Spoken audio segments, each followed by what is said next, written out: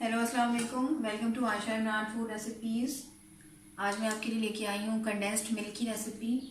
Condensed milk जो है वो बहुत सारे मीठों में यूज़ होता है। स्पेशली आइसक्रीम बनाते हुए इसकी बहुत ज़रूरत होती है। आप इसे फ्रूट कस्टर्ड में यूज़ कर सकते हैं, ट्राइफल में यूज़ कर सकते हैं। मतलब अनगिनत है जिसमें आप इसको यूज़ कर सकते हैं। तो शुरू करते हैं बिस्मिल्लाहिर्रहमानिर्रहीम से। इसके इंग्रेडिएंट्स में सिर्फ 3 चीज़ें शामिल हैं। एक है, ये मैंने 2 कप दूध लिया है, मतलब ताज़ा दूध, डब्बे का नहीं। ये 2 कप नाप मेजरमेंट के साथ तकरीबन ये 250 मिलीलीटर के 2 कप लिए हैं मैंने। ये दूध लिया है मैंने, ये जाएगा इसमें। और मेरा पैन जो है वो प्री हीट है। तो ये अच्छा खालिस दूध है, फुल क्रीम मिल्क चाहिए हमें। तो इसको बॉयल ही हुआ है, लेकिन अभी मैंने इसको बॉयल किया था, लेकिन अब मैं इसको दोबारा से करूँगी। इसको बनाते वक्त आपने इसको मुसलसल चलाना है, रोकना नहीं है बिल्कुल भी। इसके अलावा इसमें ये 250 मिलीलीटर का मेजरमेंट के साथ मैंने चीनी ली है। इसके अलावा ये 1/4 टीस्पून मैंने बेकिंग सोडा लिया है, ये भी इसमें जाएगा। इसकी वजह से ये होगा कि ये कंडेंस्ड मिल्क काफ़ी लंबे अरसे तक चलेगा फ्रिज में रखकर और ख़राब नहीं होगा। हीट अपनी थोड़ी सी मैं तेज़ कर रही हूँ। इसमें इसको बॉयल होने दें। तकरीबन ये अगर ये 2 कप है और तो ये तकरीबन 1.5 कप रह जाएगा पक कर। उसके बाद मैं इसमें इसमें चीनी डालूँगी और फिर उसके साथ मैं इसमें जो है वो बेकिंग सोडा डालूँगी।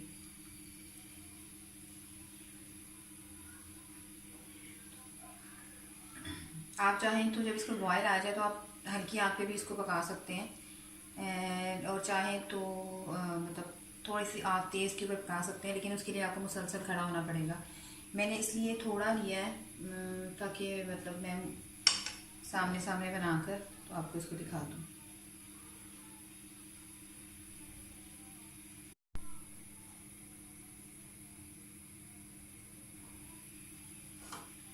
दूध हमारा बॉयल होना शुरू हो गया, इसको मुसलसल हिलाते जाएं।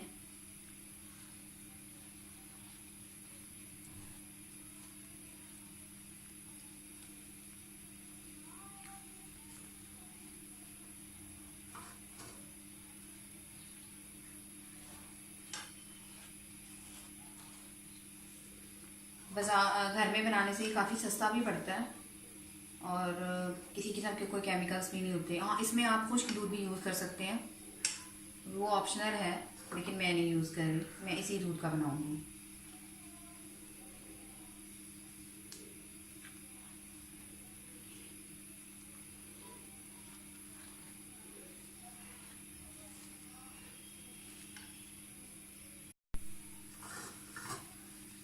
दस मिनट हो गए हैं दूध को। आप देख सकते हैं कि ये तकरीबन, अगर मैंने 2 डाला था, ये तकरीबन अब 1.5 कप रह गया। अब इस टाइम पे आप इसमें चीनी डाल दें। मैं पूरी चीनी पहले नहीं डालूंगी।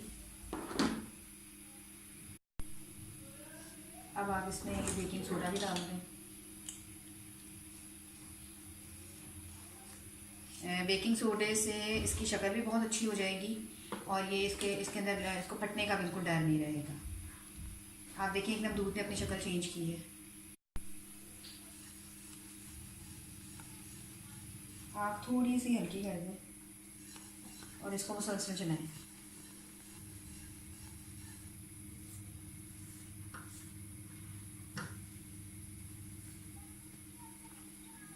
आप देख सकते हैं कि बीच में से हल्का हल्का सा येलो होना शुरू हो गया दूध।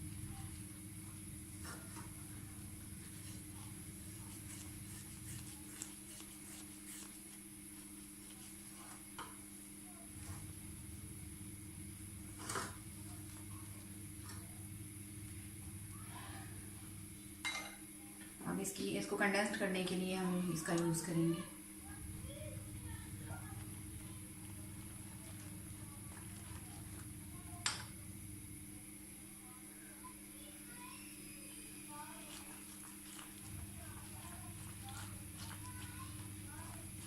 इसको मुसलसल चलाना है, ये थिक होना शुरू हो जाए।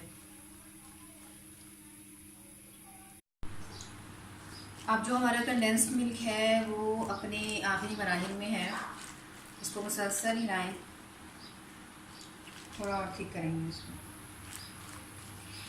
मैंने इतनी चीनी जो है वो बचा ली है, यानी कि नहीं यूज़ करी, मुझे इसका मीठा तेज़ लग रहा है काफ़ी। तो अगर आप चाहें तो आप पूरी डाल दें, लेकिन मैं नहीं डाल रही।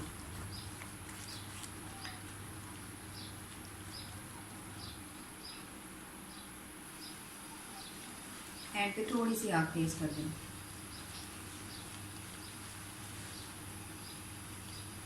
आप देख सकते हैं अभी कंसिस्टेंसी जो है वो थोड़ी सी पतली है, इसको और थिक कर लें। बस अब होने वाला है हमारा मिल्क, कंडेंस्ड मिल्क।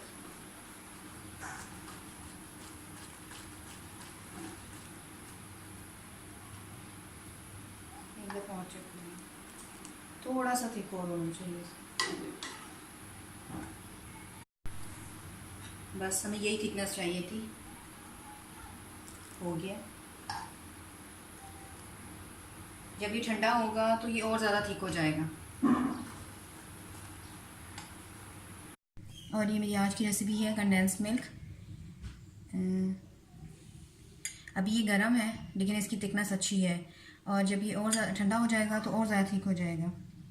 और इसमें मैंने बेकिंग सोडा इसीलिए यूज़ किया है कि आप इसको लंबे अरसे तक फ्रिज में सेव कर सकें, सेव करके इस्तेमाल कर सकते हैं। तो उम्मीद है मेरी आज की रेसिपी भी आपको अच्छी लगेगी। अगर आपको मेरी रेसिपीज़ पसंद आ रही हैं तो प्लीज़ मेरे channel Ayesha Imran food recipes को सब्सक्राइब कीजिए, लाइक कीजिए, शेयर कीजिए और बेल का बटन दबाइए ताकि मेरी हर आने वाली नई रेसिपी आप तक पहुँच सके। अल्लाह हाफ़िज़।